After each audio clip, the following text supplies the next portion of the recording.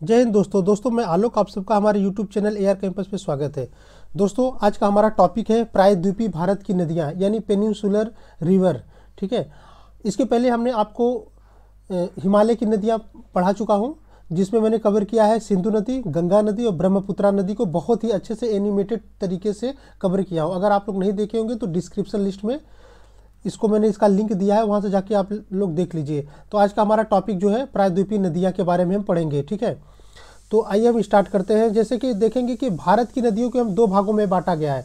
ठीक है, भारत की नदियों को दो भागों में बांटा गया, एक हो गया हिमालय नदियाँ और एक हो गया प्रायद्वीपीय नदियाँ। ठीक है, हिमालय नदियाँ वो नदियाँ होती है जिसका उद्गम कहाँ से होता है, ग्लेशियर्स होता है, और ये सदाबहार नदियाँ होती हैं, यानी इसमें हमेशा पानी ही रहता है, कभी ये सूखती नहीं है, और ये डेल्टा को बनाती हैं। ठीक है, जहाँ पे ये इसका मुहाना है वहाँ पे ये डेल्टा के रूप में समुद्र में जाके मिलती है, सागर में जाके मिलती है। ठीक है, एग्जाम्पल देख लेते हैं इसका, सिंधु नदी, गंगा नदी और ब्रह्मपुत्रा नदी है। ठीक, और प्रायद्वीपीय नदियाँ में हम देखेंगे इसका उद्गम कहाँ से होता है, जो पहाड़ों पर स्थित वर्षा जल, जो पहाड़ है वहाँ पे प्रायद्वीपीय में पठारों में जहाँ पहाड़ होते हैं वहाँ पे जो वर्षा जल होते हैं, पानी का जो बारिश होता है उसका पानी इकट्ठा हो जाता है, तो वहाँ से ये इसका उद्गम वहीं से होता है। और इसको हम क्या बोल सकते हैं, मौसमी नदियाँ। मौसमी नदियाँ क्यों बोलेंगे, क्योंकि ये मौसम के हिसाब से चलती हैं। ठीक है, जब बारिश होगा तो इसमें पानी होगा, जब बारिश नहीं होगा तो इसमें सूखा पड़ जाता है। ठीक है, तो इसको हम दो भागों में बांटा हूँ,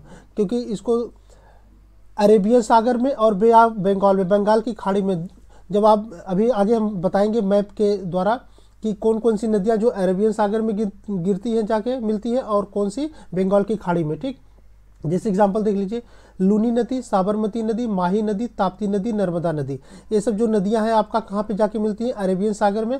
और बे ऑफ बंगाल यानी बंगाल की खाड़ी में कौन कौन सी मिलती हैं, गोदावरी हो गया, दामोदर, कृष्णा, कावेरी, ये सब, ताम्रपाड़ी। ठीक है, ये सब नदियाँ आपका कहाँ पर मिलती हैं, जाके बे ऑफ बंगाल की खाड़ी में। ठीक है, आइए हम अभी अच्छे से मैप से देखते हैं। ठीक, तो हम स्टार्ट करते हैं अपनी, जो आज बंगाल की खाड़ी में जो भी नदियाँ गिरेंगी जाके मिलती हैं, हम आज उनके बारे में बात करेंगे। ठीक है, और जो अरेबियन सागर है तो उसके बारे में हम नेक्स्ट वीडियो में बात करेंगे। तो आइए देखते हैं। जैसे आप देखेंगे कि गंगा की नदी आती है, जब पश्चिम बंगाल में आती है तो वहाँ से एक नदी निकलती है, हुगली नदी। ठीक है, क्या नाम है, हुगली नदी। और हुगली नदी में ही जाके एक नदी मिलती है, दामोदर नदी। ठीक, कौन सी नदी, पश्चिम बंगाल से ये निकलती है दामोदर नदी। ठीक है, तो ये जाके कहाँ पे मिलती है, यहाँ पे हुगली में जाके मिल जाती है दामोदर नदी। ठीक, और ये मिलने के बाद बंगाल की खाड़ी में जाके ये अपना जल गिरा देती है। ठीक, इसको भी हम बहुत अच्छे से आगे पढ़ेंगे, एक एक टॉपिक को समझेंगे। और आपका ये स्वर्ण रेखा नदी, दामोदर नदी के बाद आता है स्वर्ण रेखा नदी, ये झारखंड से निकलती है। ठीक है, ये बे ऑफ बंगाल में जाके इसका मुहाना बना लेती है। अब ये उड़ीसा से एक नदी निकलती है, वैतरणी नदी। नेक्स्ट निकलता है ये झारखंड से एक ब्राह्मणी नदी आता है। ठीक है, और छत्तीसगढ़ से महानदी निकलता है। ठीक है, और महाराष्ट्र के त्र्यंबकेश्वर से, ठीक है, महाराष्ट्र के त्र्यंबकेश्वर से यहाँ से एक नदी निकलती है, इंपॉर्टेंट नदी, गोदावरी नदी, आके बंगाल की खाड़ी में गिर जाती है। और महाराष्ट्र के ही बालेश्वर जगह है, महाबलेश्वर जगह है, वहाँ से कृष्णा नदी निकलती है, आके यहाँ पे मुहाना बना लेती है। ठीक, और कर्नाटक से निकलती है एक नदी, पेन्नार नदी। ठीक है, और उसके बाद कर्नाटक से ही ब्रह्मगिरी पर्वत है, यहाँ पे अब ब्रह्मगिरी पर्वत कर्नाटक में है, यहाँ से एक नदी निकलती है, कावेरी नदी। ठीक है, बहुत इंपॉर्टेंट रिवर है ये कावेरी नदी, आके बे ऑफ बंगाल में गिर जाती है। और तमिलनाडु से एक नदी और निकलती है जिसका नाम है वैगई नदी। ठीक है, वैगाई नदी। और तमिलनाडु से एक और नदी निकलती है, ताम्रपर्णी नदी। ठीक है, ताम्रपर्णी नदी। ये इतनी नदियाँ हैं जो कि आपके बे ऑफ बंगाल में आके गिरती हैं। तो इसका दोस्तों क्रम पूछ लेता है कि ऊपर से नीचे क्रम लगाइए, उत्तर से दक्षिण या दक्षिण से उत्तर में क्रम लगाइए। तो अब इसको एक बार अच्छे से देख लेना, रट लेना। एक छोटी सी मैं ऐसे ट्रिक टाइप है, मतलब जोक टाइप है, बस आप सुन लीजिए, देखिए, हो सकता है तो अच्छा लगे तो याद कर लीजिएगा। जैसे बंगाल के दामाद हैं ना, बंगाल के दामाद जी हैं, वो स्वर्ण वितरण करते हैं, मतलब स्वर्ण, जैसे दामोदर हो गए, दामाद जी स्वर्ण को वितरण करते हैं। वितरण मतलब बांटते हैं, वितरण करते हैं। किसको वितरण करते हैं, स्वर्ण, ब्राह्मण को। ठीक है, इसीलिए वो महान कहलाए। ठीक है, दामाद जी स्वर्ण यानी सोना, स्वर्ण वितरण करते हैं। किसको वितरण करते हैं, किसको बांटते हैं, ब्राह्मण लोगों को, इसीलिए वो महान कहलाए। ठीक, तो दमा से दामोदर नदी, स्वर्ण रेखा नदी, वितरण से वैतरणी नदी। किसको बांटते हैं? ब्राह्मण को, तो ब्राह्मणी नदी हो गया। और इसीलिए वो क्या कहलाए दामाद जी? महान कहलाए, तो महानदी। ठीक है, देखिए एक क्रम से है एकदम। आगे देखेंगे कि गोद में कृष्ण जी, बस ऐसे याद कर लिया वैसे, गोद में कृष्ण जी। ठीक है, तो गोद से गोदावरी, कृष्ण से कृष्णा नदी। गोद में कौन है? कृष्ण जी। ठीक है, गोद में कृष्ण जी, गोदावरी नदी, कृष्णा नदी। अब ये एक छोटी स्ट्रिक और 3 पार्ट में बांटा हूँ। पानी का बैग दो। ठीक है, ताम्रपर्णी याद रखना, लास्ट वाला जो नदी है ताम्रपर्णी, आप लोग बिना ट्रिक का याद रखिए, लेकिन यहाँ पे देख लो आप, पानी का बैग दो, तो पेन्नार नदी हो गया, कावेरी नदी, बैग से वैगाई नदी। ठीक है, पेन्नार नदी, कावेरी नदी, वैगाई नदी और ताम्रपर्णी नदी। आई थिंक दोस्तों कि आप लोगों को अच्छे से समझ में आ गया होगा। इसका अगर क्रम पूछेगा तो क्रम भूलिएगा नहीं। ठीक है, ऊपर से एक बार और रिवीजन कर लेते हैं। दामाद जी स्वर्ण बांटते हैं, मतलब स्वर्ण का वितरण करते हैं। किसको वितरण करते हैं? ब्राह्मण को वितरण करते हैं, तो इसीलिए वो महान कहलाए। ठीक, और गोद में कृष्ण जी है। पानी का बैग दो। ठीक है, पेन्नार नदी, कावेरी नदी, वैगाई नदी। ठीक है, और ताम्रपर्णी नदी लास्ट का है। ठीक है, तो ये अभी मैं आगे अच्छे से डिस्कस करूंगा इसको। ठीक है, चलिए देखते हैं।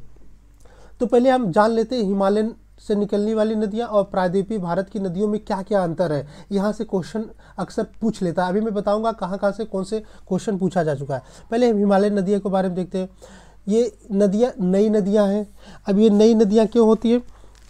क्योंकि हिमालय का जो ये उद्गम हुआ ना, हिमालय का जो विस्तार हुआ, ये हिमालय ही नया है। जब ऑब्वियसली जब हिमालय नया है तो वहाँ से कौन जो भी नदियाँ आएंगी, निकलेंगी, वो नई नदियाँ कहलाएंगी।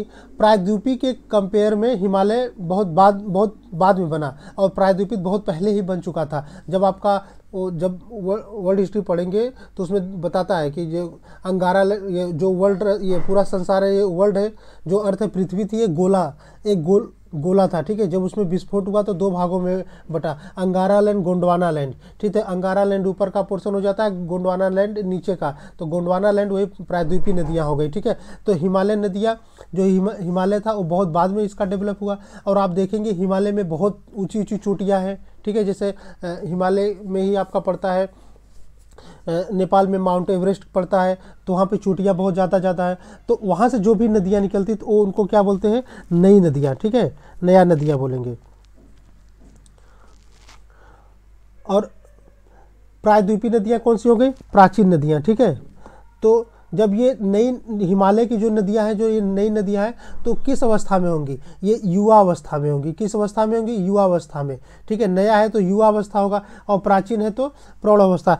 एक्चुअली दोस्तों जो ये नदियां हैं ना, इसको हम 3 भागों में, या इसकी 3 अवस्थाएं हैं होती, युवा अवस्था, प्रौढ़ अवस्था, वृद्धावस्था। कौन सा? युवा अवस्था, प्रौढ़ अवस्था, वृद्धावस्था। तो हिमालय की नदियाँ कौन सा? युवा अवस्था ये कवर करती है, और प्रायद्वीपीय नदियाँ प्रौढ़ावस्था को कवर करती हैं। ठीक है,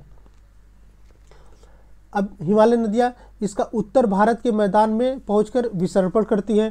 ठीक है, अब ये हिमालय नदियाँ जो भी है तो उत्तर भारत में स्टार्ट होती हैं, जैसे ये हिमालय है। ठीक है, अब यहाँ से जो निकल, जैसे गंगा नदी निकली, ठीक है, ये विसर्पण के आकार से जाती है। ठीक है, विसर्पण मतलब सर्पण, इस तरह से आकार, ये विसर्पण आकार है। ठीक है, अब एग्जाम्पल आप देख लेंगे, कोसी नदी। ठीक है, उदाहरण की तरफ से जो कोसी नदी, इसलिए कोसी नदी विसर्पण करते हुए आती है, इधर बहेगी, कभी इधर चली जाएगी, कभी इधर चली जाएगी, इसलिए बिहार में जब ये पहुंचती है ना, बहुत ज़्यादा विसर्पण करती है, इसलिए कहते हैं कोसी को बिहार का शोक। क्योंकि अभी इधर तो मान ली इधर मुड़ गया तो जो भी पानी लेके आएगा यहाँ पे बाढ़ ला जाएगा, इधर बाढ़ आ जाएगा, हर जगह बाढ़ ला देता है। कौन सी नदी? कोसी नदी। तो इसलिए बिहार का शोक किसको बोलते हैं? कोसी नदी। इसलिए हम कह सकते हैं जो भी हिमालय से नदियाँ निकलती हैं वो विसर्पण करती हुई चलती है। एक कारण और है विसर्पण का, क्योंकि जब ये हिमालय से नदियाँ आती हैं, ऊपर से नीचे आती है ना, बहुत तेज़ी से आती हैं। जब तेज़ी से आती है तो इनका इस तरह से स्ट्रक्चर बन जाता है। ठीक है, और जो प्रायद्वीपीय नदियाँ हैं वो विसर्पण नहीं करती हैं।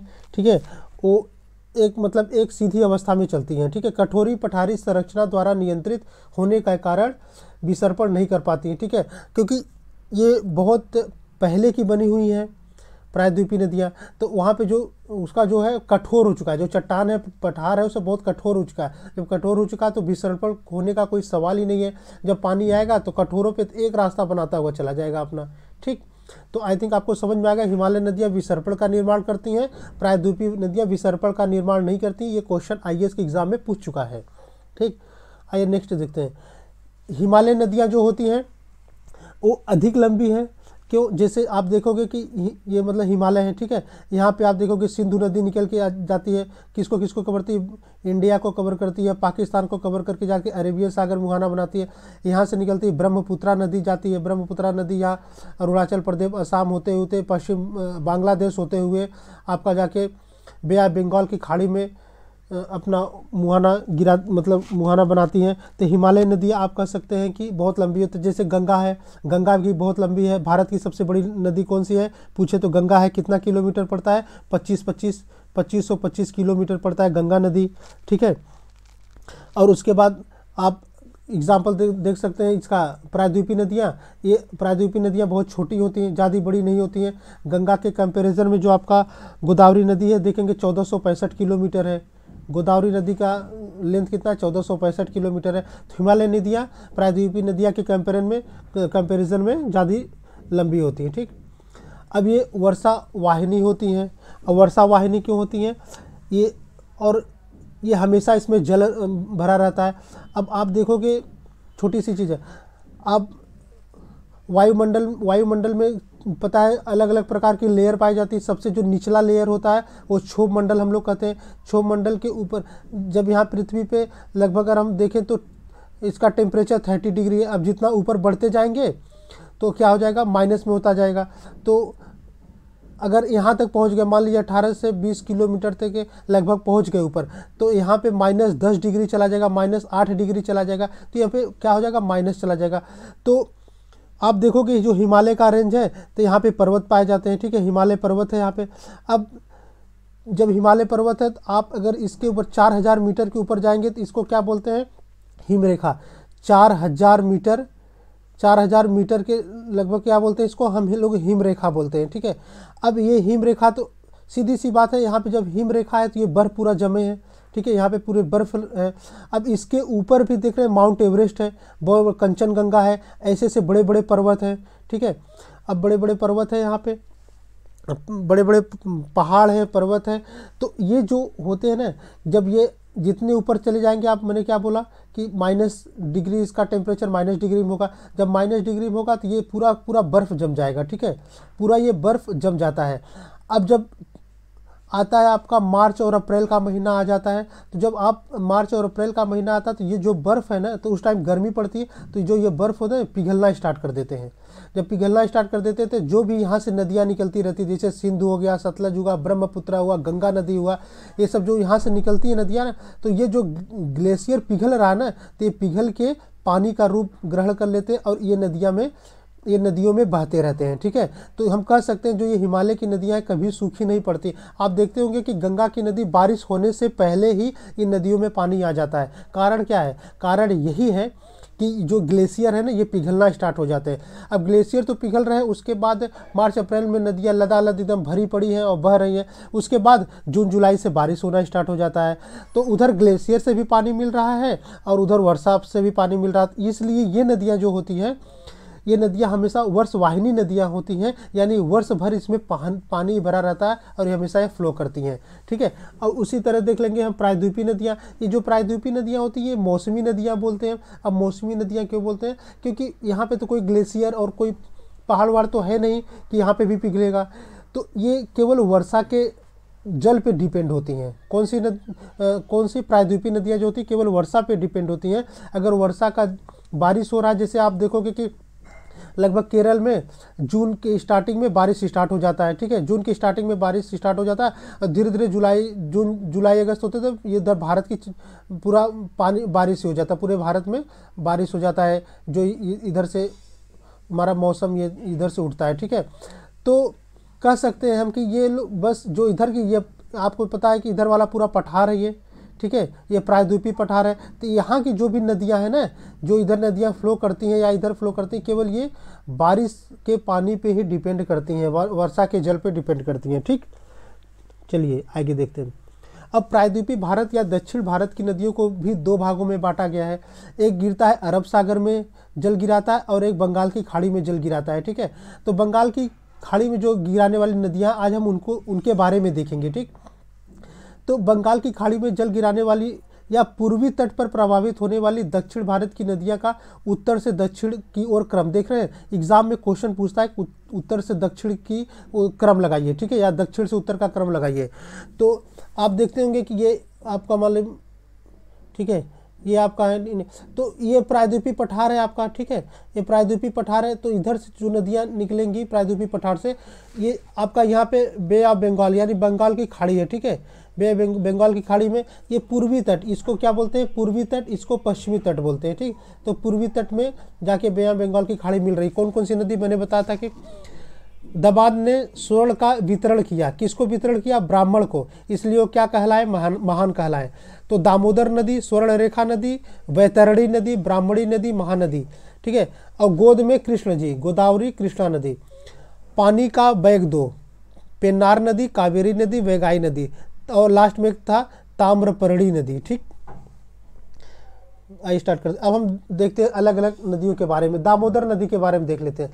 दामोदर जो नदी होता है छोटा नागपुर पठार के मध्य से अपनी भ्रंश घाटी में प्रभावित हुए हुगली नदी में मिल जाती है। जैसे अभी मैंने पिक्चर में बताया था कि कहाँ से निकलता है, छोटा नागपुर पठार से निकलता है, ठीक है, दामोदर नदी, ठीक। तो हम कह सकते हैं अर्थात दामोदर नदी प्रत्यक्ष रूप से बंगाल की खाड़ी में जल न गिराकर, ये डायरेक्ट जो दामोदर नदी था, मैंने बोला था ना, इधर से आपका आ रहा है हुगली नदी आ रही है, ठीक। इधर से यहाँ छोटा नागपुर पठार से एक नदी निकलती है जो पश्चिम बंगाल होते हुए जाती है, किस में मिल जाती है, हुगली नदी में यहाँ पे मिल जाती है। ये दामोदर नदी आपका है, ठीक है, ये दामोदर नदी है और ये हुगली नदी आ रही है, ठीक। तो दामोदर नदी हुगली नदी में जाके मिल जाए, तो कह सकते हैं हम कि दामोदर नदी जो है बंगाल की खाड़ी में डायरेक्ट अपना जल न गिरा के हुगली नदी में मिलती है, ठीक।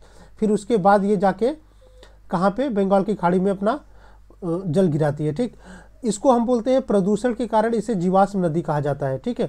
अब ये छोटा नागपुर पठार जो है वहाँ पे क्या है, बहुत औद्योगिक क्षेत्र है, बहुत सारी फैक्ट्रियाँ हैं, कंपनी है, ठीक है। तो वहाँ पे जो होता है अवशिष्ट पदार्थ निकलते हैं, जो अवशिष्ट पदार्थ निकलते हैं उससे क्या होता है कि जो वहाँ की पानी होता है दूषित हो जाता है। तो इसीलिए इसको हम क्या बोलते हैं, प्रदूषण के कारण इसको जीवाश्म नदी बोलते हैं, ठीक। एग्जाम में क्वेश्चन पूछ चुका है कि जीवाश्म नदी किसे कहते हैं, तो दामोदर, दामाद जी को जीवाश्म नदी कहते हैं, दामोदर को, ठीक है। अब इसको बंगाल का शोक कहते हैं। बंगाल का शोक क्यों कहते हैं, सबसे ज़्यादा ये बाढ़ लाता है, ठीक। ये दामोदर नदी जो ना यहाँ पे बंगाल में जैसे पहुँचता है तो सबसे ज़्यादा विसरण पर करते हुए चलते, तो यहाँ पे क्या होता है कि बहुत ज़्यादा बाढ़ लाता है, ठीक। अब देखते हैं आगे स्वर्ण रेखा नदी। अब स्वर्ण रेखा नदी झारखंड के राजधानी, जो झारखंड की राजधानी है रांची, उसी के पास से निकलकर ये 3 राज्यों में बहती है, झारखंड, उड़ीसा और पश्चिम बंगाल से होकर प्रभावित होती है और उड़ीसा के तट पर अपना मुहाना बनाती है, ठीक है। और प्रदूषण के कारण इसमें भी बहुत ज़्यादा प्रदूषण, क्योंकि झारखंड से जो भी नदियाँ निकलती है ना उसमें प्रदूषण बहुत ज़्यादा होता है, क्योंकि आप देखेंगे कि जमशेदपुर आपका हो गया और उसका स्टील का प्लांट हो गया, वहाँ पे कोयला खदान हो गया, ठीक है, वहाँ पे सबसे ज़्यादा ये सब है। इसलिए जो उसके बगल में नदियाँ फ्लो करती है तो उसमें प्रदूषण की मात्रा बहुत ज़्यादा हो जाती है। इसकी वजह से वहाँ पे जो जैसे दामोदर नदी में हम कह सकते हैं जीवाश्म नहीं पाए जाते हैं और इसको प्रदूषण के कारण इसको हम जैविक मरुस्थल भी कहते हैं। तो देखिए यहाँ पे प्रदूषण के कारण इस नदी में जलीय जंतु नहीं पाए जाते। अब सीधी सी बात है, जिस पानी में जो पानी फ्लो कर रहा है, अब अगर वो पानी ही प्रदूषित है तो उसमें कोई जीव जंतु जिंदा रह पाएंगे, नहीं रह पाएंगे जीव जंतु जिंदा। तो इसलिए हम इसको कहते हैं स्वर्ण रेखा नदी को जैविक मरुस्थल कहते हैं। जितना बढ़िया नाम उतना बढ़िया काम नहीं है, ठीक है। तो जैविक मरुस्थल हो गया ये, ठीक। क्यों जैविक मरुस्थल हो गया कि इसमें जलीय जंतु नहीं पाए जाते। और झारखंड का एक प्रमुख शहर जमशेदपुर, क्वेश्चन एग्जाम में पूछा है बहुत बार, जमशेदपुर किस नदी के तट पर है, तो ये स्वर्ण रेखा नदी के तट पर है जमशेदपुर, ठीक है। और स्वर्ण रेखा नदी पे ही पश्चिम बंगाल में एक जलप्रपात पाया जाता है, हुंडरू जलप्रपात, ठीक है। कौन सा जलप्रपात है, हुंडरू जलप्रपात, ठीक है। आप लोग इसको अच्छे से याद रखना। अब है वैतरणी नदी, ठीक है। कौन सी नदी है, वैतरणी नदी। अब वैतरणी नदी कहाँ पे मिलती है, उड़ीसा के क्योंझर पठार से, ठीक है, निकलती है। तो उड़ीसा में एक पठार पड़ता है क्योंझर पठार, कौन सा, क्योंझर पठार पड़ता है, वहीं से ये वैतरणी नदी निकलती है। इतना इंपॉर्टेंट नहीं है लेकिन देख लीजिए एग्जाम में पूछ भी सकता है। तो ये उड़ीसा के तट पर अपना जल गिरा देती है, ठीक है। और ब्राह्मणी नदी, अब ब्राह्मणी नदी रांची के समीप से निकलती है, झारखंड के रांची के समीप से ब्राह्मणी नदी निकलती है और उड़ीसा के तट पर अपना ये भी मुहाना बना देती है। और छोटा नागपुर पठार से 3 नदियाँ निकलती है। जो छोटा नागपुर पठार है ना, रांची में, झारखंड में रांची, वहाँ से 3 नदियाँ निकलती हैं। दामोदर नदी बता दिया मैंने, स्वर्ण रेखा नदी और ब्राह्मणी नदी। ठीक है, ये 3 नदियाँ जो है कहाँ से निकलती हैं? उड़ीसा के ये झारखंड के रांची में ये छोटा नागपुर का पठार है वहीं से निकलती है। और जो बैतरणी नदी निकलती है, छोटी नदी है, उड़ीसा के क्योंझर से निकलती है और उड़ीसा में ही अपना मुहाना कर देती है। ठीक है, और जो ये ब्राह्मणी नदी है ना, 2 नदियों की धाराओं से मिलकर बनी है। एक नदी है कोयल नदी और एक नदी है शंख नदी। ये जो दोनों धारा मिलती है कहाँ पे? राउरकेला में मिलती है। वहाँ से ये फिर आगे ब्राह्मणी नदी के नाम से जानी जाती है। ठीक है, अब देखते हैं हम आगे, बे ऑफ बंगाल की खाड़ी में गिर जाता है। ठीक है, ब्राह्मणी नदी। आगे देखते हैं महानदी के बारे में, देखते हैं, बहुत ही इंपॉर्टेंट नदी है, यहाँ से क्वेश्चन पूछा है एग्जाम में। ठीक है, अब महानदी पहले हम देख लेते हैं कि इसका उद्गम कहाँ है। अब इसका कंफ्यूज होता है एग्जाम में, देखिए कंफ्यूज कैसे करता है। तीनों अमरकंटक का पठार भी रहेगा, मैकाल पर्वत और सिहावा पहाड़ी तीनों रहेगा ऑप्शन में। तो लोग अक्सर मार के आते हैं अमरकंटक का पठार। अगर तीनों ऑप्शन है तो ये अमरकंटक का पठार मार के आएंगे, तुरंत आपका क्या हो जाएगा? क्वेश्चन रॉन्ग हो जाएगा, इसलिए आपका नंबर कट जाएगा। तो महानदी, ये अमरकंटक का जो यहाँ पे पठार है ना दोस्तों, ये जो अमरकंटक का पठार है, यहाँ से आपका देखेंगे कि 3 नदियाँ निकलती। एक इधर जाती है नर्मदा नदी, ये सोन नदी निकलती इधर से, यहाँ पे ये देखिए यहाँ से ऐसे आके बहती कौन सी नदी? ये महानदी निकल के जाती है। तो ये जो महानदी है ना, ये छत्तीसगढ़ में, यहाँ पे छत्तीसगढ़ है जगह, छत्तीसगढ़ में एक जिला पड़ता है धमतरी जिला, वहाँ पे एक पहाड़ी है। किसका क्या नाम है पहाड़ी का? सिहावा पहाड़ी। ठीक है, सिहावा पहाड़ी है, इस पहाड़ी से ये निकलती है महानदी। ठीक है, न कि अमरकंटक से। बस हाँ, अमरकंटक इसलिए बोला जाता है क्योंकि ये बहुत बड़े में फैला, और अमरकंटक के पास ही ये मैकाल पर्वत है। ठीक है, मैकाल पर्वत भी, ये तीनों में से कोई एक ही मतलब दे देता ऑप्शन में। अब इसके पहले एग्जाम हुआ था तो उसमें अमरकंटक पठार और सिहावा पहाड़ी भी दिया था, तो हमेशा आपका रहेगा सिहावा पहाड़ी से ही महानदी निकलती है। ठीक है, देख लेते हैं इसका उद्गम। ठीक है, ये आपका सिहावा पहाड़ी है, अमरकंटक का पठार है, यहाँ से एक नदी निकली जाके बे ऑफ बंगाल में मिल जाती है। अब इसका देख लेते हैं ट्रिब्यूटरी, कि दाएं हाथ से कौन सी नदियाँ आके मिलती है और बाएं हाथ से कौन सी आके नदियाँ मिलती है। पहले अब आप देख रहे हैं कि हमारी जो नदी है इस तरह से फ्लो कर रही है। ठीक है, इस तरह से फ्लो कर रही है। तो इधर वाला हमारा क्या हो गया? इधर हमारा हो गया लेफ्ट और इधर हमारा कौन सा हो गया? राइट हो गया। ठीक है, तो हम पहले देखते हैं बाएं साइड से कौन सी नदियाँ आके मिलती हैं इसमें। ठीक है, बाएं साइड से कौन सी? तो शिवनाथ आ गई, शिवनाथ नदी आके मिलती है। एक आती है हंसदेव नदी। ठीक है, और टेल नदी या तेल नदी इसको बोल सकते हैं। ये एग्जाम में IAS और PCS के दोनों एग्जाम में पूछ चुका है, बहुत इंपॉर्टेंट नदी है कि तेल नदी किसकी सहायक नदी है? तो महान नदी। ठीक है, महानदी की सहायक नदी है तेल नदी। ठीक, और केलो नदी आपका, मांड नदी आ गया, और ईब नदी हो गया। ठीक है, और इसी महानदी पे, ठीक है, संबलपुर में, उड़ीसा की जगह संबलपुर में एक बांध बनाया गया है जो कि दुनिया का सबसे बड़ा बांध है। उसका नाम है क्या? हीराकुंड बांध। ठीक है, आप मैप में देख सकते हैं हीराकुंड बांध, यही महानदी पे बनाया गया है, दुनिया का सबसे बड़ा बांध है। ठीक है, अब उसके आगे एक नदी और आके मिलती है, बुराई नदी। ठीक है, तो फिर उसके बाद ये कटक के पास ये पारादीप बंदरगाह है, वहाँ से इसका ये डेल्टा बनाती है, और डेल्टा बना के कहाँ पे?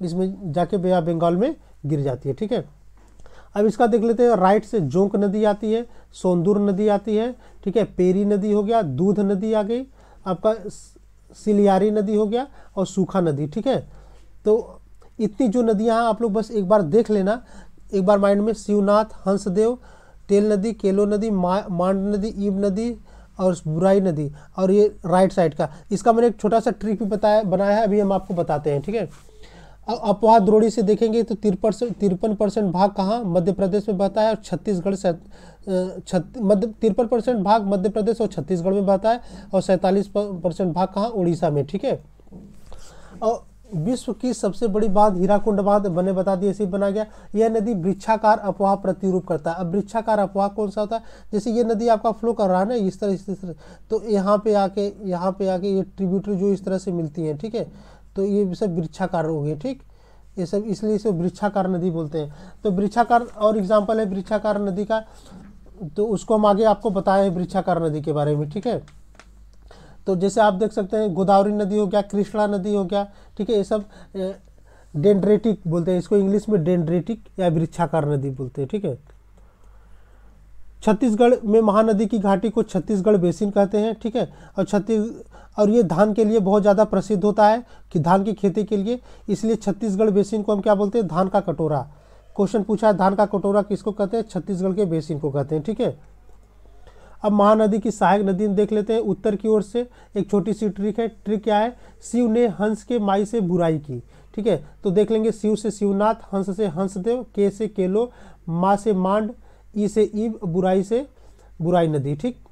और दक्षिण की तरफ से देख लेंगे, जोशो का पैर दूध शिला में सूखा। तो जोशो से याद हो गया जोंक नदी, सो से सोंदूर नदी, पैर से पैरी नदी, दूध से दूध नदी, शिला से सिलियारी नदी, सूखा से सूखा नदी, ठीक। आई थिंक आप अगर इसको एक बार दो बार देख लेंगे तो आपको याद हो जाएगा, ठीक। गोदावरी नदी हम देख लेते हैं। गोदावरी नदी के बारे में, इसका ओरिजिन कहाँ से होता है, महाराष्ट्र के नासिक जिला है, वहीं पे एक त्र्यंबकेश्वर है, वहाँ पे शिव जी का बहुत बड़ा मंदिर है, उसी के बगल में एक पहाड़ है, वही पहाड़ से ही निकलता है, ठीक है। और इसको अन्य नाम, इसको गोदावरी नदी का भी अलग अलग नाम है, जैसे इसको नाम बोलते हैं दक्षिण गंगा बोलते हैं, ठीक है। याद रखना, दक्षिण गंगा और दक्षिण भारत की गंगा में दोनों अलग है। दक्षिण गंगा गोदावरी को बोलते हैं, कावेरी को दक्षिण भारत की गंगा बोलते हैं, दोनों में कंफ्यूज मत होना। पहले गोदावरी आता है तो बस दक्षिण गंगा लगाना, बाद में इसके बाद में आएगा जो उसमें भारत और लगा देना, ठीक है। तो दक्षिण गंगा गोदावरी नदी, इसको वृद्ध गंगा बोलेंगे और बूढ़ी गंगा के नाम से भी जाना जाता है। ये प्रायद्वीपीय भारत की सबसे बड़ी नदी है, ठीक है। मैंने बताया था ये प्रायद्वीपीय भारत की सबसे बड़ी नदी है। भारत की दूसरी सबसे लंबी नदी है। पहली सबसे लंबी भारत की कौन सी है, गंगा नदी। दूसरी कौन सी होगी, गोदावरी नदी।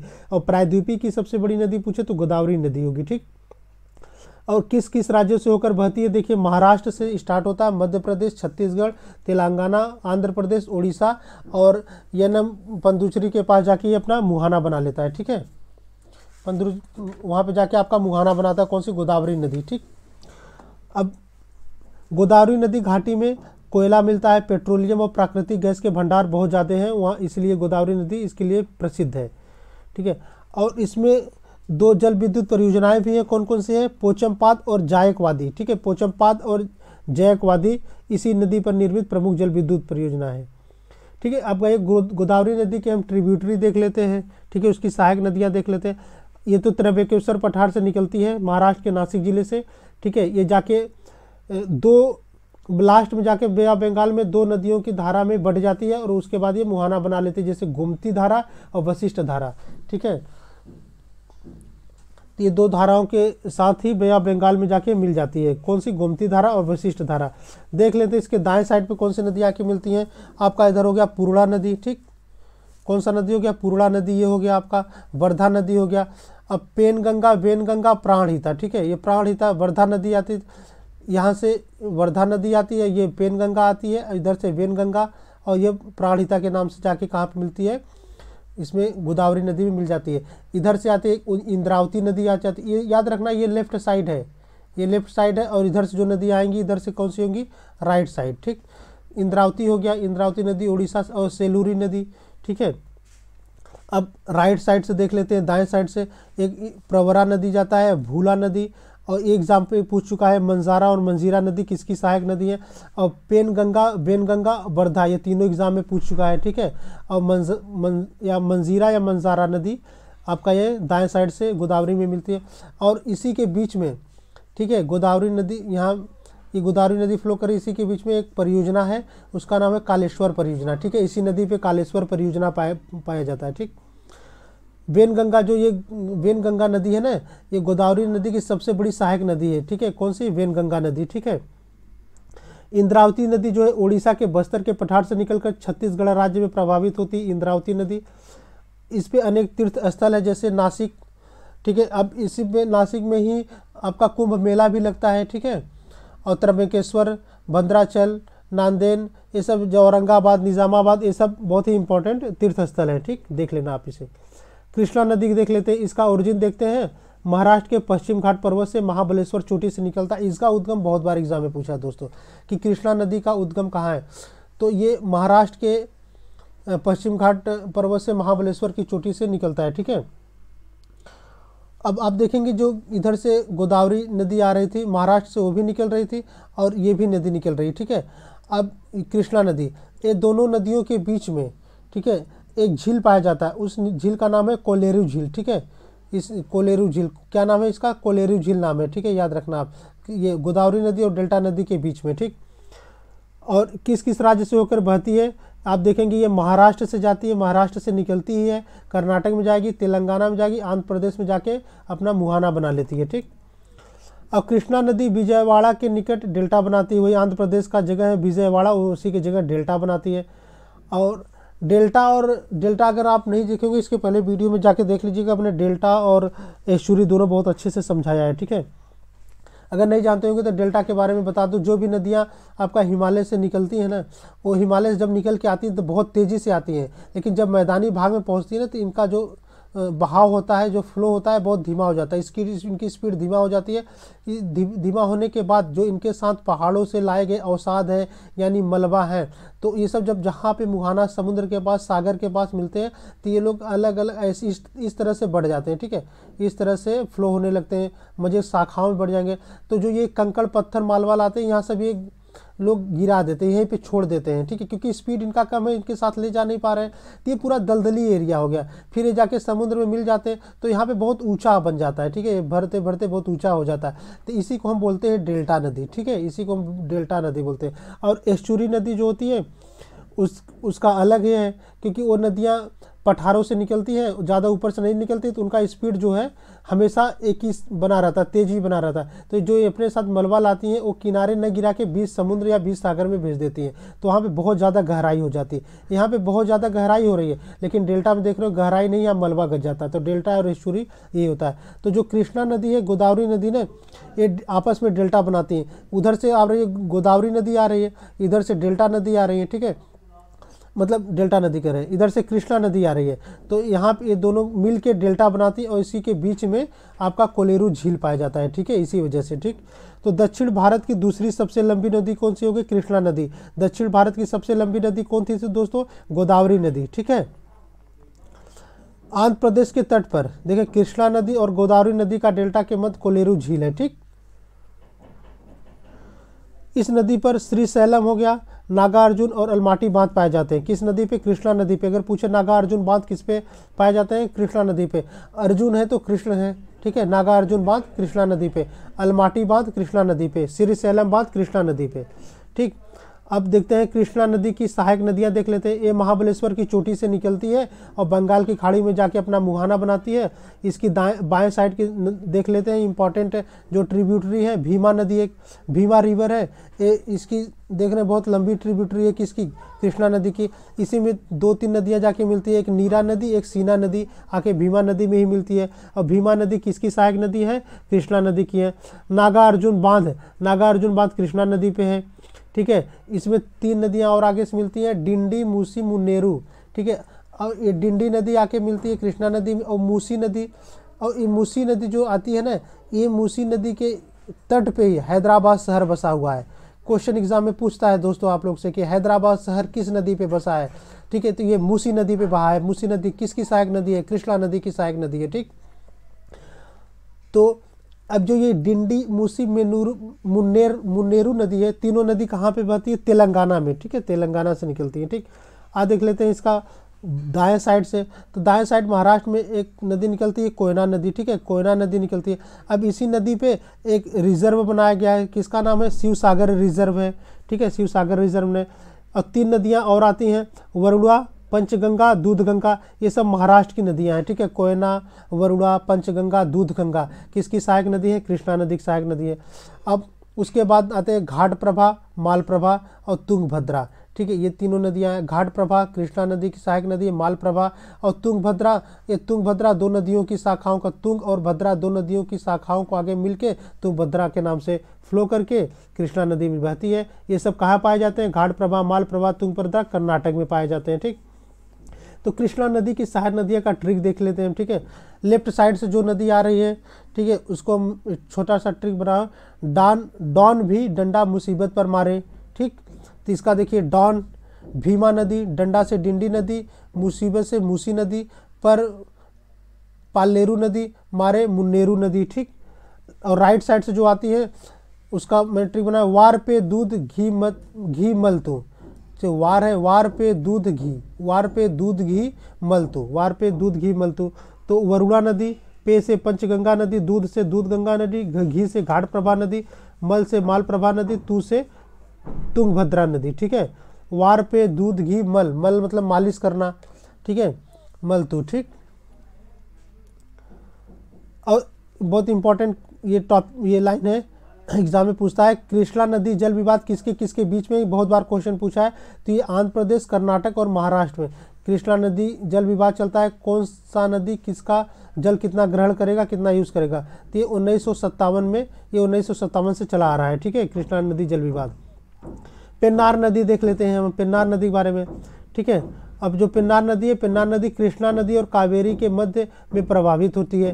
ठीक है, इधर से आपका आ रही है कृष्णा रिवर और इधर से आ रहा है आपका कावेरी नदी, इसी के बीच में छोटी सी नदी है पेन्नार नदी। ठीक, पेन्नार नदी ये कर्नाटक के कोलार जिले के नंदी दुर्ग पहाड़ी से निकलती है। अभी मैंने स्टार्टिंग में ही मैप में बताया था कि पेन्नार नदी कहाँ से निकलती है, कर्नाटक के कोलार जिले से। ठीक, नंदी दुर्ग पहाड़ी है। ठीक है, पेन्नार नदी आंध्र प्रदेश में प्रभावित होने वाली महत्वपूर्ण नदी है और आंध्र प्रदेश में अपना मुहाना भी बनाती है। ठीक, कावेरी नदी के बारे में देख लेते हैं। इसका ओरिजिन इंपॉर्टेंट है। कावेरी नदी को कर्नाटक राज्य से निकलती है। कर्नाटक में राज्य में कुर्ग जिला है, वहाँ से एक ब्रह्मगिरी पहाड़ी है, वहीं से नदी निकलती है। ठीक है, दक्षिण भारत की एकमात्र नदी है जिसमें वर्ष भर सतत रूप से जल प्रवाह होता रहता है। ये ऐसी नदी है कि इसमें मतलब साल भर जल बना रहता है, जल प्रवाह रहता है, क्योंकि यहाँ पे बहुत सारे जिले हैं और बहुत सारे से जिले और बहुत सारी नदियाँ इसमें आके मिलती है, इसलिए कावेरी नदी का जो पानी है कभी सूखता नहीं है। ठीक है, तो कारण ये है, और सबसे बड़ा कारण ये भी है इसका कि आप देखोगे कि यहाँ पे ये जो है, ठीक है, कि यहाँ पे केरला है, यहाँ पे वही जून के स्टार्टिंग में बारिश होती है। ठीक है, बारिश होती है, तो जब स्टार्टिंग में बारिश होती है तो ये नदियाँ क्या करती हैं, यहाँ पे बहुत ज़्यादा बारिश, मतलब ये जो मौसमी वर्षा होती है जून में, तो यहाँ पे बहुत ज़्यादा पठार में बहुत ज़्यादा बारिश होता है। ठीक है, जब ये बारिश बहुत ज़्यादा होता है तो आप देखोगे कि जो ये कावेरी नदी है ना, यहीं से निकलती है यहाँ पे कर्नाटक से। ठीक है, यहाँ पे आपका मुहाना बना लेती है। ठीक, तो जो ये बारिश हो रहा है यहाँ पे बहुत ज़्यादा पानी इसका यूज़ होता है इस नदी में। ठीक है, तो इसको जो दक्षिण पश्चिम मानसून जो आता है यहाँ से, दक्षिण पश्चिम मानसून से, तो इस मानसून की वजह से ये नदियाँ हमेशा पानी भरा रहता है। ठीक है, देखते कारण ये, कावेरी का ऊपरी जल ग्रहण क्षेत्र कर्नाटक दक्षिण पश्चिम मानसून से वर्षा जल प्राप्त करता है, जबकि निचला जल ग्रहण क्षेत्र तमिलनाडु उत्तर पूर्वी मानसून से जल प्राप्त करता है। ठीक है, तो जब अब ये जो तमिलनाडु वाला एरिया है, इधर वाला, ये बंगाल की खाड़ी से उत्तर पूर्वी मानसून से जल ग्रहण करता है और ये ठंडी में बारिश होती है। तो कोरोमंडल तट, ये इसको बोलते हैं कोरोमंडल तट। कभी कभी क्वेश्चन एग्जाम में पूछता है कोरोमंडल तट पे बारिश किस वजह से होती है, उत्तर पूर्वी मानसून की वजह से होती है और ठंडियों में होती है। ठीक है, क्योंकि ये इधर से जब ये जो मानसून बनता है दक्षिण पश्चिम मानसून का, यहाँ बहुत सारे थोड़े से ये पर्वत पहाड़ है, तो इसके बाद ये इसका मौसम इधर नहीं जा पाता, यहाँ से टकरा के इधर ही चला आता है। ठीक है, तो ये वृष्टि छाया प्रदेश बन जाता है। ठीक, इसके अफवाह का 56% तमिलनाडु, 51% कर्नाटक, 3% केरल में पड़ता है। ठीक है, कावेरी नदी को दक्षिण भारत की गंगा कहते हैं। मैंने बोला था ना, कावेरी नदी, वहाँ गोदावरी को बोला था कि दक्षिण की गंगा कहते हैं, लेकिन दक्षिण भारत की गंगा किसको कहेंगे, कावेरी नदी को कहेंगे। कावेरी नदी की घाटी धान उत्पादन के लिए प्रसिद्ध है, इसलिए कावेरी नदी घाटी को दक्षिण भारत के धान का कटोरा कहते हैं। यहाँ पे देखना, दक्षिण भारत के धान का कटोरा बोला है। ठीक है, कावेरी नदी को बोलते हैं। अब आगे देखते हैं कावेरी नदी के बारे में। ब्रह्मगिरी पहाड़ी से निकलती है। ठीक है, इसका ट्रिब्यूटरी देख लेते हैं, जो बाएं साइड से हेरंगी, हेमावती, सिमसा, अर्कावती, और इसी पे एक बांध बनाया गया है, कल्लारी बांध। ठीक है, तंजावुर में कल्लारी बांध, वहीं पे इसका मुहाना हो जाता है बंगाल की खाड़ी में।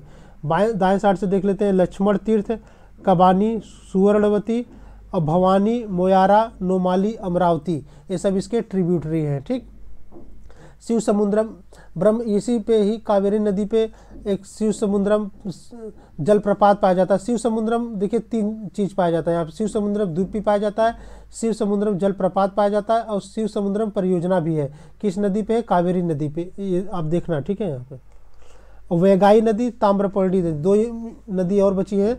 वैगाई नदी तमिलनाडु के वरुष्णनाथ पहाड़ी से निकलती है और मैं इधर जैसे मदुरै, मदुरै पूछता है किस, ये मदुरै जो शहर है ये प्राचीन शहर है, किस नदी पे पड़ता है, तो वेगाई नदी। प्राचीन शहर जैसे आप बोल सकते हैं काशी, बनारस का काशी किस नदी पे, गंगा नदी किनारे, ऐसे मदुरै भी किस नदी के तट पर है, वेगाई नदी के तट पर है।